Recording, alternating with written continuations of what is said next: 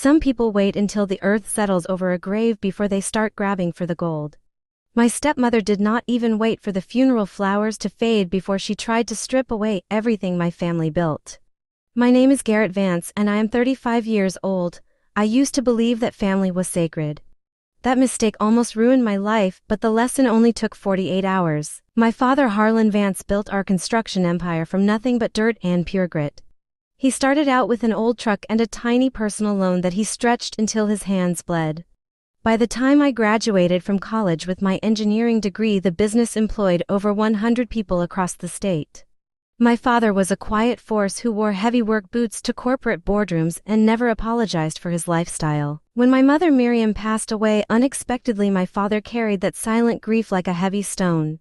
Years later, he met Victoria Gable, who was nearly 3 decades younger and working as an office manager in the city.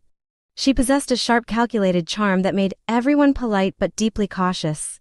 They married quickly, and I watched from a careful distance as Victoria slowly shifted from a supportive partner into a greedy manager. By the year 2019, Victoria had quietly made herself completely indispensable to the administrative side of the firm.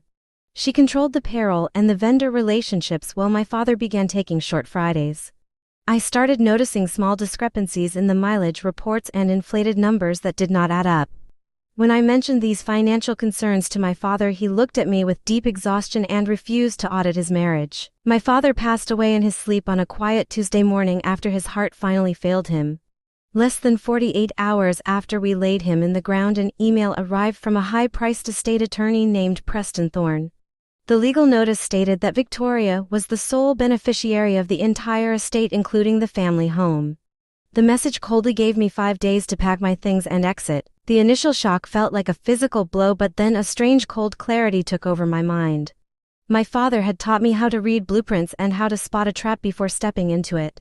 I immediately called our longtime corporate attorney Arthur Boyd, who had handled our legal protections for over a decade.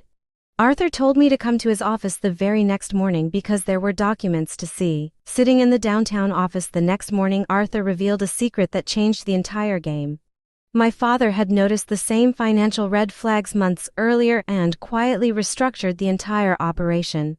He had legally transferred the equipment fleet, the active contracts, and all corporate assets into a private family trust. I was named the sole beneficiary of that trust while the original corporate name was left empty. Victoria was holding a valid will that left her a business entity with absolutely zero assets or value. Arthur explained that her legal team would fight dirty if we showed our hand too early during the probate process. He advised me to completely surrender and agree to every single demand, without causing any public scene.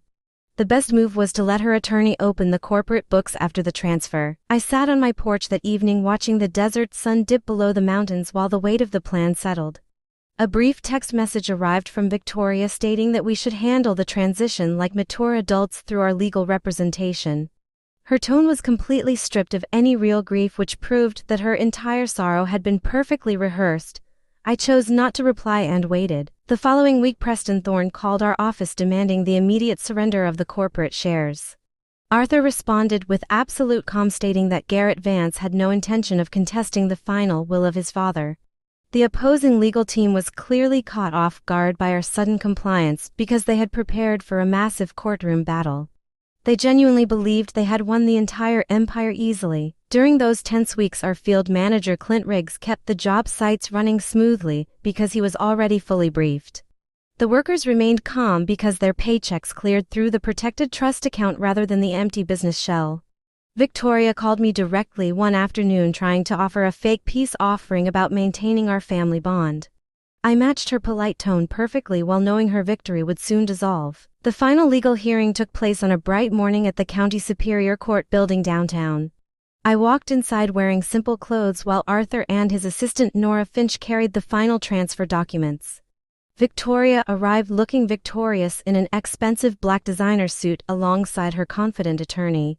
The atmosphere inside the room felt incredibly heavy as the judge began reviewing the uncontested transfer of the corporate shares. The judge looked at the paperwork and officially signed over the original business entity to Victoria. Her attorney smiled proudly and accepted the corporate records box from Arthur before opening the financial ledgers right there in the room. The color completely drained from his face as he realized they had inherited an empty shell with zero assets and massive hidden debts. Victoria stared at the documents in absolute horror. She tried to scream that we had cheated her, but the judge reminded everyone that the court session was officially adjourned. My father had protected his legacy and his son by using the exact quiet intelligence that built his entire life. Walking out into the warm desert air, I realized that true strength does not need to shout or make threats. Justice is best served quietly through patience and the truth.